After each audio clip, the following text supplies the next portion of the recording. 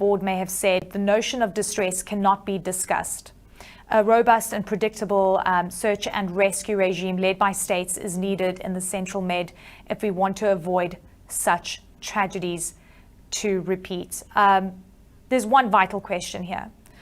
Were there distress calls? To whom were they sent? And were they ignored? What is your assessment of what transpired here? Well, first of all, very saddened by the loss of life of migrants and refugees. All the details are not clear at this stage. What we know is that some people on board of the ship reported a distress, that distress was communicated to the Greek authorities. It is also clear that at some stage some merchant ships and some Coast Guard ship approached the boat, and allegedly some people on board of that boat said that they don't want to be assisted.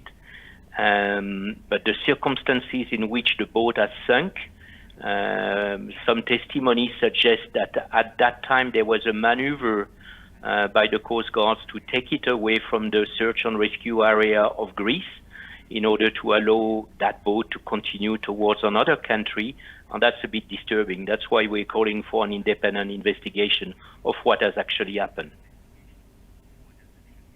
Yeah, I mean, and as you say, the reports are that some people said they don't want to be assisted. But as you say in your tweet, you say a robust and predictable search and rescue regime would be needed, right? This is important. Could this tragedy have been avoided? Do you believe that we could have avoided what we've seen? Yes, many tragedies in the central Mediterranean Sea cannot be avoided. We see shipwreck every week opening off the coast of Tunisia or off the coast of Libya. But that one, I mean, when you look at the evidence that is available, the photographic evidence that is available, it was a large boat. It cannot have left Libya undetected. So it could have been seen by the Libyan authorities. And then it obviously was not a cruise ship full of tourists.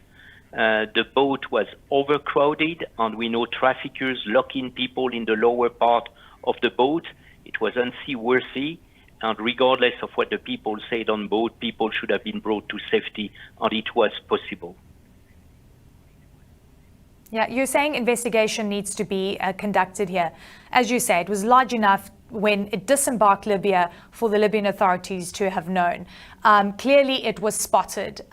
We know that it was heading to Italy. Some of the reports that we're getting is, as we say, it probably did send out some kind of distress call, or at least there was knowledge of its existence. What kind of intervention do you believe needs to happen here from the moment it disembarks to post-disembarkation?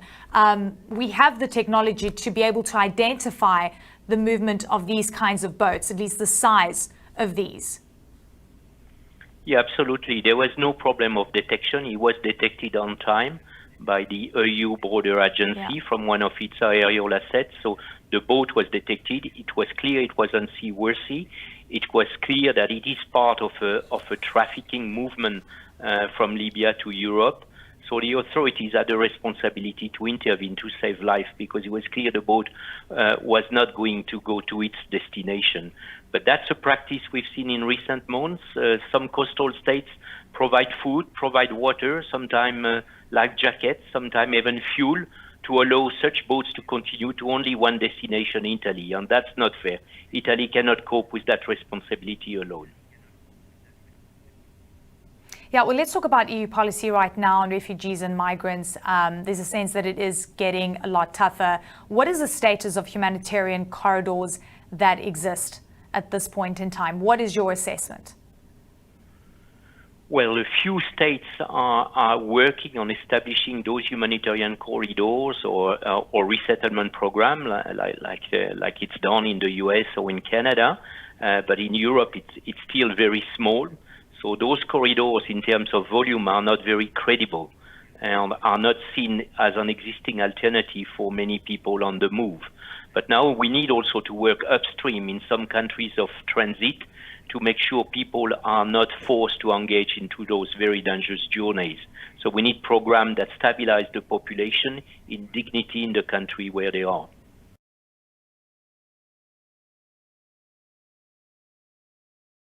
Thousands of fans lined the streets in Denver to celebrate the Nuggets' first NBA championship. Check out MVP Nikola Jokic and Jamal Murray riding in a SWAT vehicle. The rest of the team made it to City Hall on fire trucks. Jokic had this to say after the big win, though.